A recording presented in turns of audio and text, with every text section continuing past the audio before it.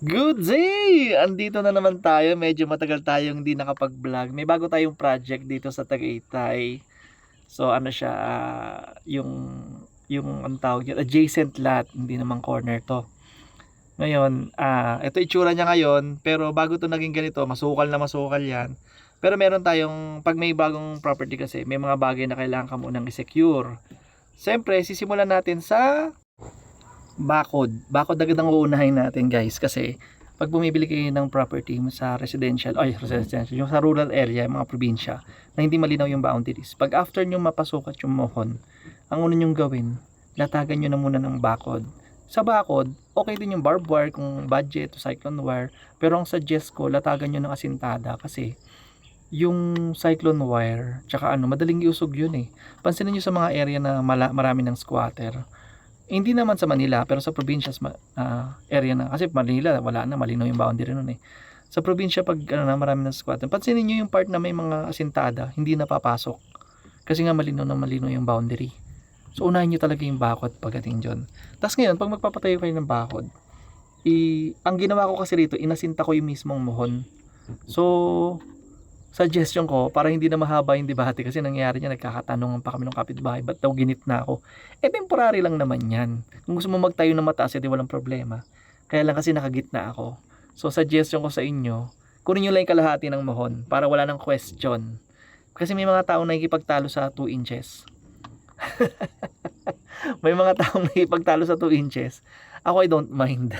Sabi ko nga sa kanya, gusto mo, gibain mo yan. Lagyan mo sa gitna. So yun, kalahati lang ng mohon yung asintadahin nyo.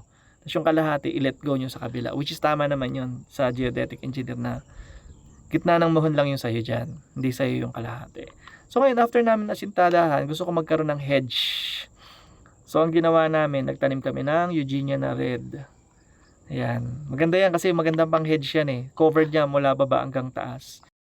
After nung mga asintada, ang next naman natin ay septic tank. So ayan na, naghukay na si kuya. Ang sukat niyan, 1 meter by 2 meters. Tapos ang lalim niyan, 2 meters.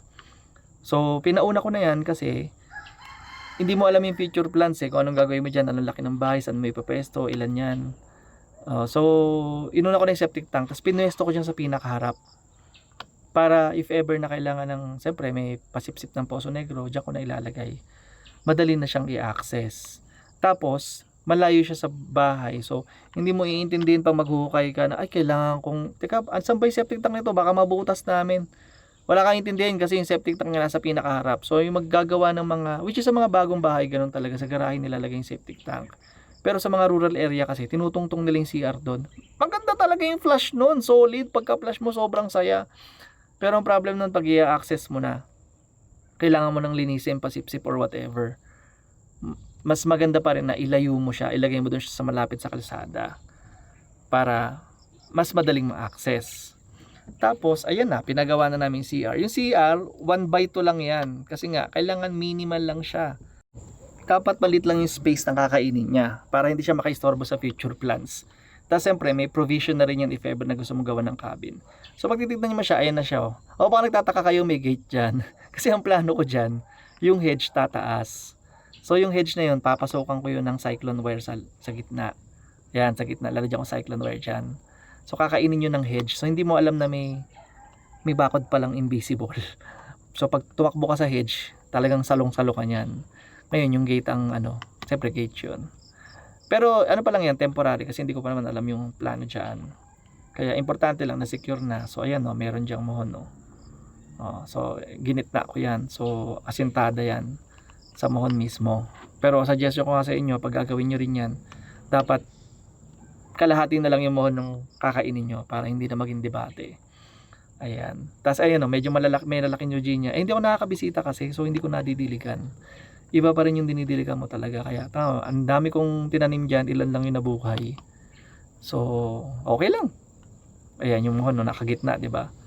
So dapat kalahati lang. So yun yung masasuggest ko sa inyo. Tapos kung mapapansin nyo, maluwag siya. So marami akong pwedeng laruin sa isip ko na pwedeng gawin dyan. Yung septic tank nasa harap lang.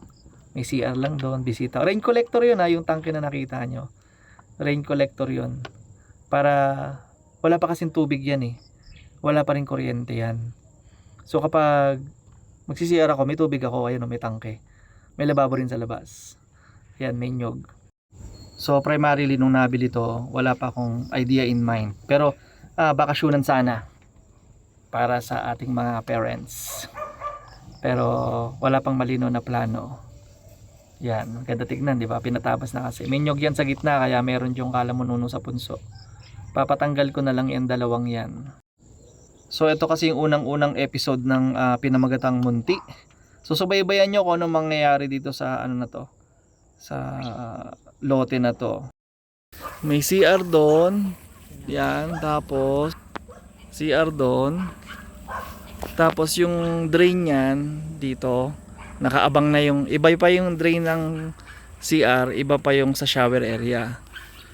Tapos ito yung septic tank niyan. Ayan o, kaya ayan o, lupa na yan, lupa yan, kakatapos lang ng damo kaya itong part na to hindi pa natutubuan. Yan, yung septic tank nyan 1 meter by 2 meters, tapos yung lalim nyan 2 meters, ganong kalaki yan. Kahit siguro mga 30 years di mo mapuno yan. Dito yung pasok nyan, tapos dito yung clean out, may dalawang chamber yan.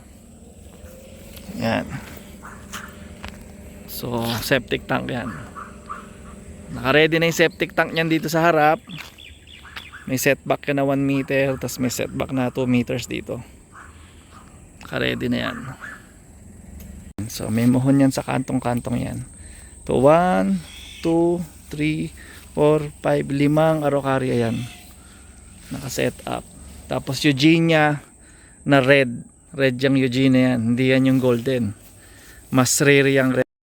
Yan, so ito yung yung first episode ng series na to na Munti. Panoorin niyo na lang yung mga susunod na episode. Kung meron kayong suggestion or may correction kayo sa mga nabanggit ko, maraming mas magaling sa akin dyan or mga expert and professional. Ang goal natin dito is yung mga gustong matuto, pwedeng matuto. Yan, sharing tayo ng knowledge, guys. Open open source to for everyone. Yun lang po muna. Bye-bye!